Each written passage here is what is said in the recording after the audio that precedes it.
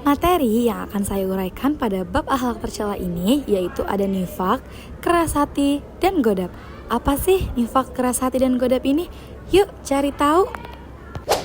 Nifak atau istilah lainnya adalah bermuka dua.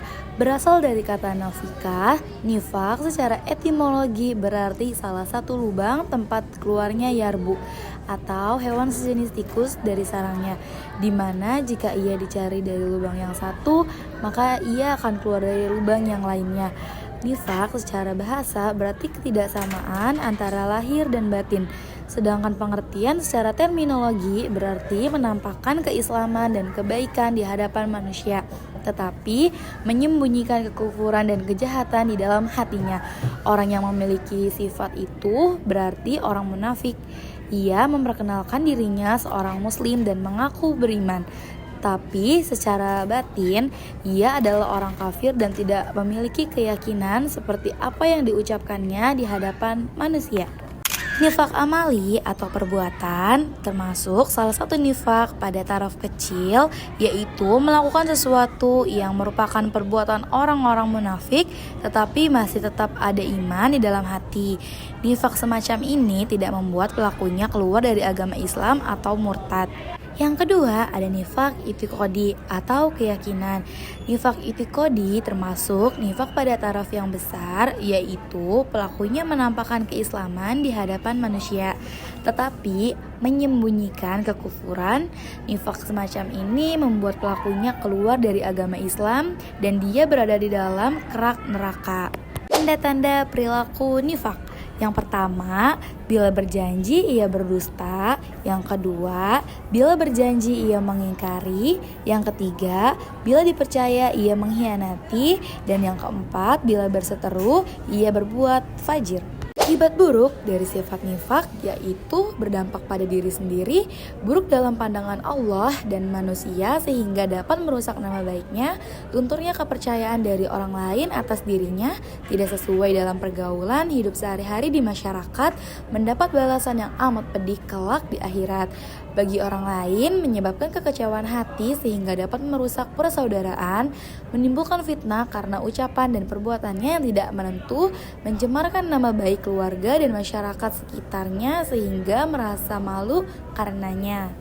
Cara menghindari sifat nifak yaitu dengan bersikap jujur, bersikap amanah, selalu bersyukur, menepati janji, dan berakhlak baik dan memperdalam agama. Yang kedua, ada keras hati. Secara bahasa, keras hati artinya padat dan kuat, tidak mudah berubah bentuknya atau tidak mudah pecah. Keras hati juga berarti tidak akan berhenti bekerja sebelum yang dicita-citakannya tercapai. Dan secara istilah, keras hati dimaknai sebagai sikap teguh atas pandangan atau keinginan yang tidak mau kompromi terhadap berbagai hal yang berada di luar keinginan ataupun harapannya. Setiap manusia memiliki sifat-sifat yang berbeda-beda. Sifat-sifat tersebut dapat berubah-ubah setiap waktu. Begitu pula hati, dia pun memiliki sifat bisa jadi sehat dan bisa jadi sakit. Hati bisa mengkilap, bisa bersinar, dan bisa juga menjadi hitam kelam sebagaimana diterangkan di beberapa hadis Rasulullah SAW. Oleh karena itu, sebisa mungkin seorang muslim memperhatikan kondisi hatinya setiap saat. Jangan sampai hatinya yang keras atau mulai mengeras sehingga nantinya akan menjadi keras dan sulit menerima kebenaran. Ciri-ciri keras hati. Adapun ciri-ciri orang yang keras hati diantaranya adalah bermalas-malasan dalam mengerjakan kebaikan dan ketaatan serta kemaksiatan. Tidak terpengaruh hatinya dengan ayat-ayat Al-Quran yang dibacakan berbeda dengan kaum mukmin. Hatinya mereka akan bergetar jika dibacakan ayat-ayat Al-Quran atau diingatkan Allah Azza wa Jalla. Tidak merasa takut akan janji dan ancaman Allah Azza wa Jalla.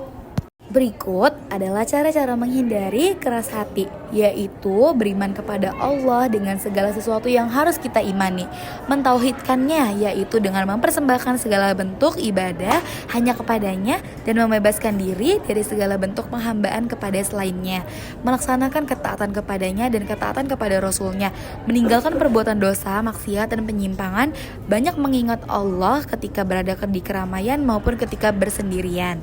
Yang ketiga, ada godab. Lafal godab adalah bahasa Arab, secara harfiah berarti marah atau pemarah. Marah dalam pengertian godab bersifat negatif atau buruk. Godab atau pemarah yaitu merasa tidak senang dan panas hati karena suatu peristiwa atau sebab-sebab tertentu. Marah secara umum menyebabkan terganggunya aktualisasi diri di dalam kehidupan kita.